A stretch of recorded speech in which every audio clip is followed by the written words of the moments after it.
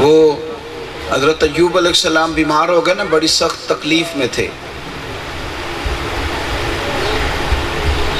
16 سال بیمار رہے، 8 دن میں لوگ تڑپ اٹھتے ہیں، 16 سال۔ تو آپ کی اہلیہ ایک دن کہنے لگی دعا ہی کر لیں، تو اللہ کے پیارے ہیں دعا ہی کر لیں۔ تو آپ فرمانے لگے صحت کتنی دیر رہی؟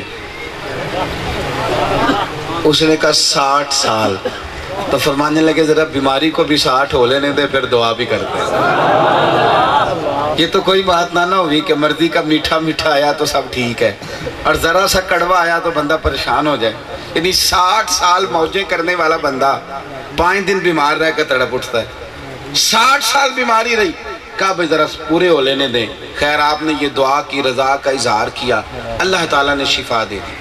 ایک دن گھر میں بیٹھے بیٹھے آپ کی اہلیہ پوچھتی ہے اللہ کے نبی علیہ السلام بیماری اچھی تھی کہ یہ شفا اچھی ہے؟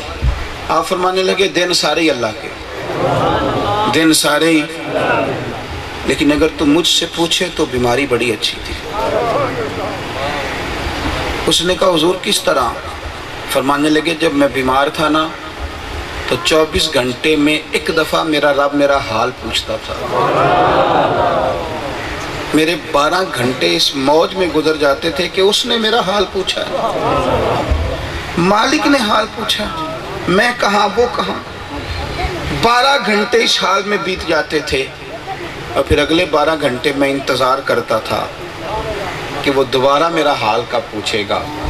شفا تو ہو گئی ہے پر اب وہ حال تو نہیں پوچھتا۔ او یارو تم کہتے ہو سارے میری تعریف ہی کریں، سارے میری تابعداری کریں، جب کوئی تکلیف دیتا ہے نا تو دل ٹوٹتا ہے، جب کوئی طنز کرتا ہے تو طبیعت بے چین ہوتی ہے، جب لوگ تکلیف دیتے ہیں تو پتہ فائدہ کیا ہوتا ہے؟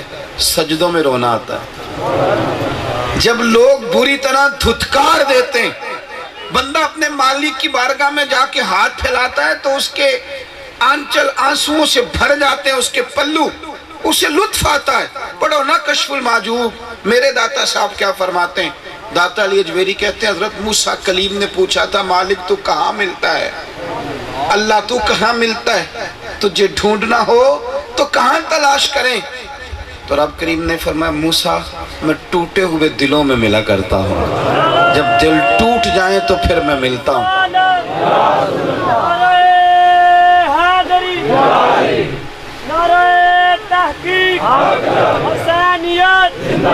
تو اقبال کہتے ہیں نا بچا بچا کے تو رکھ اسے، تیرا آئینہ ہے وہ آئینہ، شکستہ ہو تو عزیز تر ہے نگاہ آئینہ ساز میں۔ اپنے مالک کی رضا پہ نا راضی ہونا سیکھیں۔ حضرت امام حسین نبی کریم کے کندھوں پہ تھے تو پھر بھی سبحان اللہ حضور کے کندھوں پہ سواری ہے، اور حضرت عمر جیسے لوگ دیکھ کے کہہ رہے ہیں واہ واہ کیا بات ہے، اور ہمیں تو اہل بیت کا ادب سکھایا ہی صحابہ نے، ہم نے سیکھا ہی وہیں سے۔ حضرت عمر کہہ رہے ہیں کیا بات ہے کیا بات کیا بات ہے۔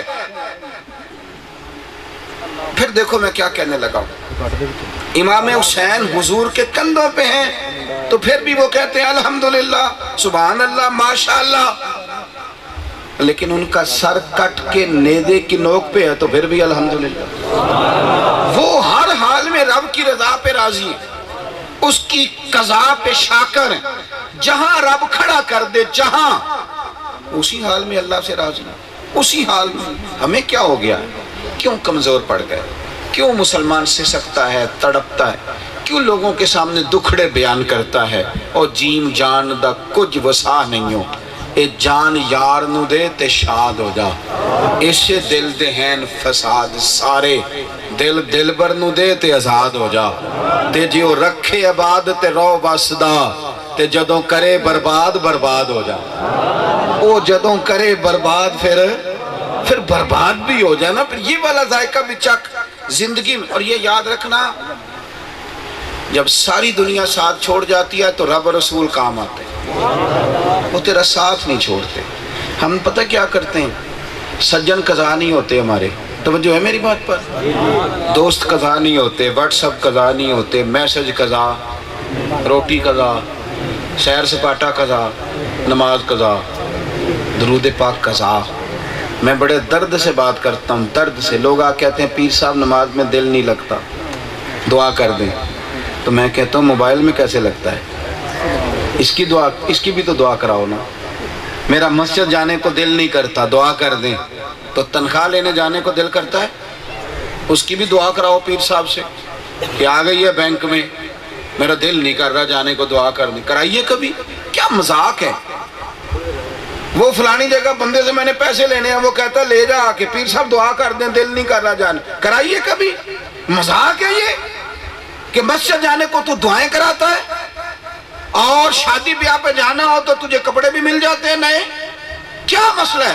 مسئلہ صرف اتنا ہے کہ جس دوست کا ولیمہ تھا اس کی اہمیت تو سمجھ گیا، پر جس رب نے تجھے مسجد بلایا تھا نا، اس اذان کی اہمیت کو تو معاذ اللہ سمجھا نہیں.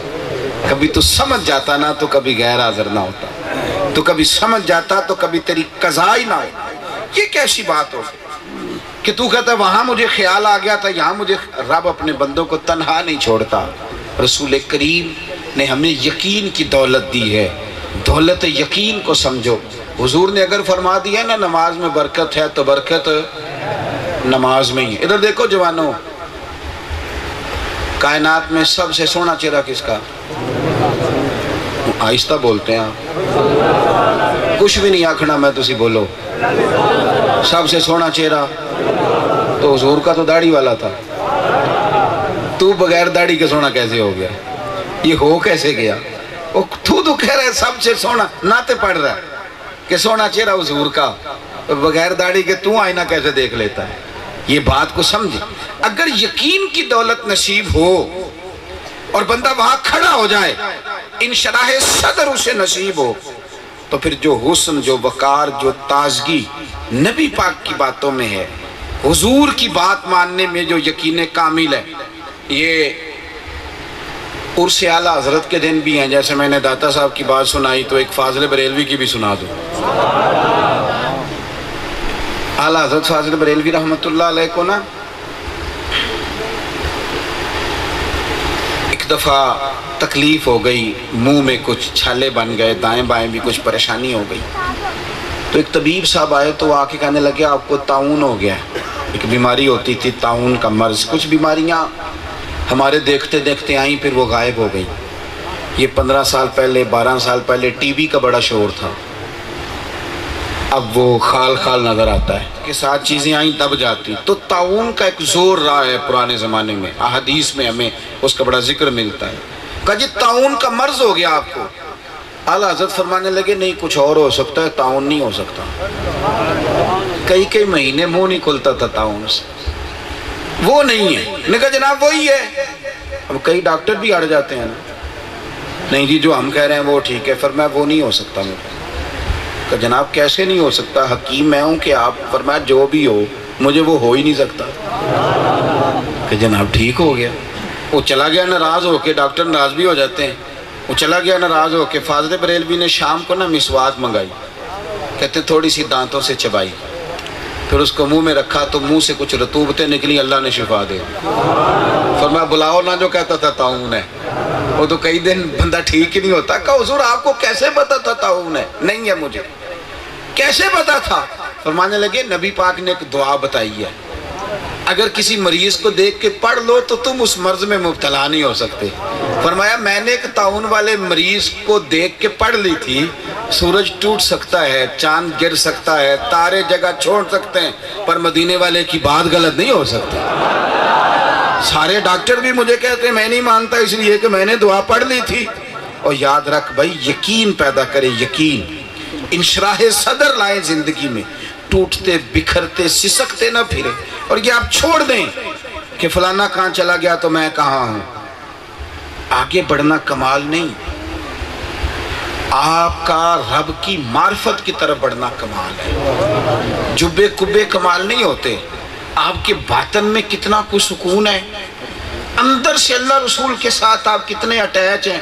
منہ تو سارے سویرے دھوتے ہیں اٹھ کے، اپنے بیگانے دھوتے ہیں، کچھ تو سویرے روز غسل بھی کرتے ہیں، لیکن کوئی باطن پہ دھبا تو نہیں. یہ اصل کمال ہے. اپنی زندگی میں یقین کی دولت کو پیدا کریں، یقین کی.